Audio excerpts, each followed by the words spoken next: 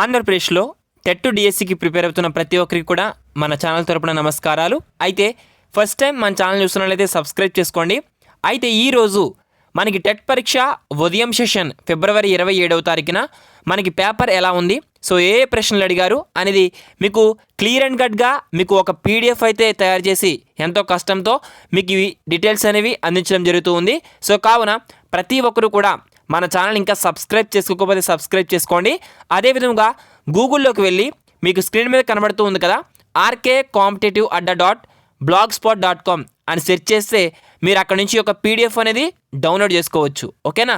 So మీకు అదేవిధంగా మన యూట్యూబ్ ఛానల్ లింక్ కానివ్వండి, టెలిగ్రామ్ గ్రూప్ లింక్ కూడా మీకు ఇవ్వడం జరిగింది. సో అక్కడ నుంచి ప్రతి సెషన్ సంబంధించి ఎప్పటికప్పుడు బిట్స్ అనేవి మన టెలిగ్రామ్ గ్రూప్లో పోస్ట్ చేయడం జరుగుతుంది. ప్రతి ఒక్కరు కూడా జాయిన్ అవ్వండి మన గ్రూప్లో.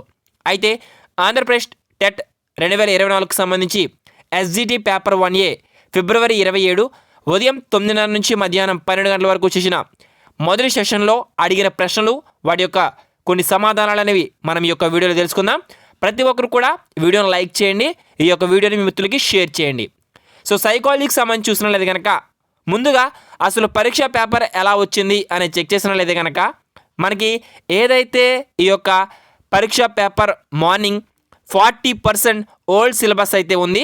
అదేవిధంగా 8th class 9th class biology, ఇక 3rd క్లాస్ నుంచి 6th క్లాస్ వరకు న్యూ సిలబస్ కంటెంట్ మీద ఎక్కువ ప్రశ్నలు అయితే అడిగారు. సైకాలజీకి సంబంధించి చాలా ఈజీగానే క్వశ్చన్స్ అయితే రావడం జరిగింది. సైకాలజీ ప్రశ్నలు అనేవి జ్ఞాపక శక్తికి తక్కువ ప్రాధాన్యత అయితే ఇచ్చారు. ఇక ప్రైమరీ నాలెడ్జ్ ఉంటే బిట్స్ పెట్టేసేలా తయారు చేశారు తెలుగు ప్రశ్నలు.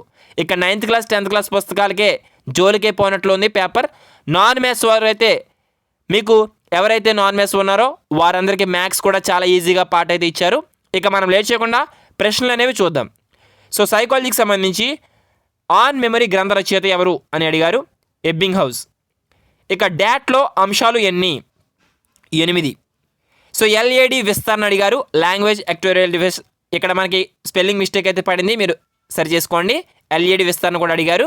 ఇక అదేవిధంగా ఎంఓఓసి విస్తరణ అడిగారు, మనకి మాసివ్ ఓపెన్ ఆన్లైన్ కోర్స్. ఓకేనా? ఇక అదే విధముగా ఆర్మీ ఆల్ఫా టెస్ట్ దేనిలో ఉంటుంది అనే ప్రశ్న అయితే అడిగారు.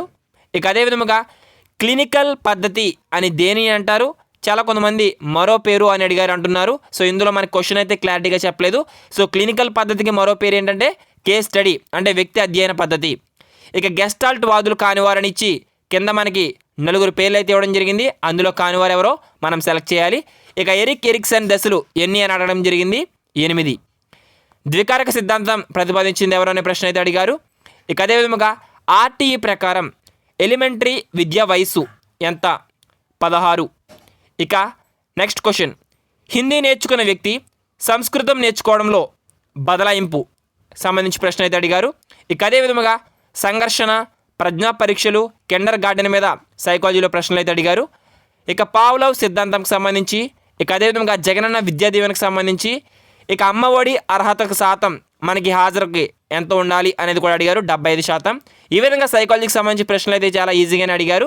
ఇక తెలుగుకి సంబంధించి చూసినట్లయితే కనుక సరస్వతి పుత్ర ఎవరి బిరుదు అనే ప్రశ్న అయితే అడిగారు, పుట్టపర్తి నారాయణాచార్యులు గారికి సంబంధించి. ఓకేనా? ఇక సుమతి శతకకర్త ఎవరు? చాలా ఈజీ బిట్, బద్దెన. ఇక అదేవిధంగా పరుషాలు అని వేటిని అంటారు?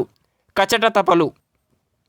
ఇక సంధికి సంబంధించి సంధి విడదీయమని అడిగారు, భానుదయం అని ఇచ్చి భాను ప్లస్ ఉదయం.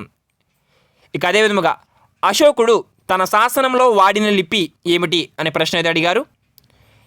ఇక మిత్ర సహస్రి కవి ఎవరు అని అడిగారు.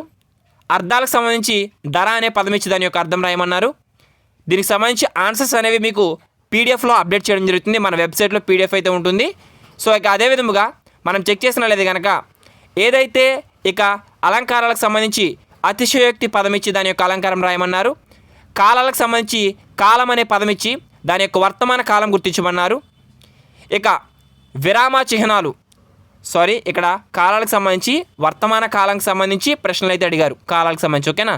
ఇక విరామ చిహ్నాలు, ద్విగ సమాసాలు, విభక్తులు, ఉష్మాక్షరాలపైన తెలుగుకి సంబంధించి ప్రశ్నలు అయితే అడిగారు. ఇక ఈవీఎస్ సైన్స్ సోషల్కి సంబంధించి మనం చూసినట్లయితే కొన్ని ప్రశ్నలు అయితే వచ్చాయి. సో ఎవరైతే ఎగ్జామ్ రాశారో వారు కొంతమంది మిత్రులు మనకి షేర్ చేశారు ఇవి. సో వాటిని మీకు పీడిఎఫ్ కింద చేసి ఇవి మీకు టైప్ చేసి ఇది అందించడం జరుగుతుంది. సో కావున మేము చేసే హార్డ్ వర్క్ మీరు ఇచ్చే సపోర్ట్, లైక్ అండ్ సబ్స్క్రైబ్, ఓకేనా. మీ యొక్క వీలైతే మిత్రులకు షేర్ చేయండి. సో ఈవీఎస్ సైన్స్ సోషల్ సంబంధించి చూసినట్లయితే కనుక కాకతీయుల కాలంలో గ్రామ పెద్దను ఏమని పిలిచేవారని ప్రశ్న అయితే అడిగారు. ఇక అదేవిధంగా పక్షి సంరక్షణ కేంద్రం ఎక్కడ కలదు అంటే రాళ్లపాడు, అది ప్రశ్న కూడా అడిగారు. పద్మభూషణ్ అవార్డు పొందిన మొట్టమొదటి మహిళ అయితే ఎవరు అని కూడా ప్రశ్న అయితే అడిగారు. ఈవీఎస్ సైన్స్ సోషల్ సంబంధించి ఈ విధంగా వచ్చాయి. ఇక మ్యాథ్స్కి సంబంధించి 2 సంఖ్యల లబ్ధం 0, వాటిలో 1 5 అయినా రెండవ సంఖ్య ఏంటి అనే ప్రశ్న అయితే అడిగారు. ఇక క్యూబాయిడ్ మొక్క చిత్రాలు ఎన్నుకోవడానికి ప్రశ్న అయితే అడిగారు. మ్యాథ్స్ సంబంధించి ఇక్కడ మీకు అప్డేట్ చేయలేదు. ఇక మెథడాలజీకి సంబంధించి సిసిఈ పాఠ్యాంశంగా ఉండాలని చెప్పిన వారు ఎవరు అనే ప్రశ్న అయితే అడిగారు. ఇక సోషల్ విద్యా ప్రమాణాలు ఎన్ని అని కూడా అడగడం జరిగింది. ఇంగ్లీష్కి సంబంధించి మోర్ అనే పదం ఇచ్చి దాని యొక్క యాంటోనిమ్ పదం అడగడం జరిగింది, ఓకేనా.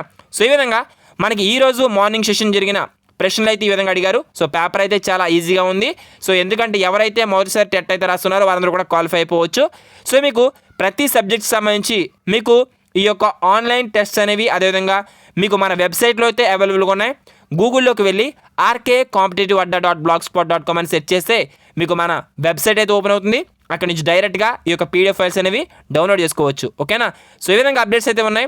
ఎప్పటికప్పుడు ఇలాంటి అప్డేట్స్ తెలుసుకోవాలనుకుంటే మన ఛానల్ని ఫాలో అవుతూనండి.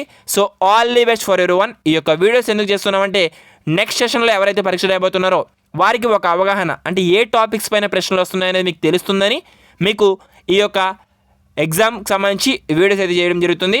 మరొక ఇన్ఫర్మేటివ్ వీడియో కలుసుకుందాం. Thanks for watching. Have a nice day.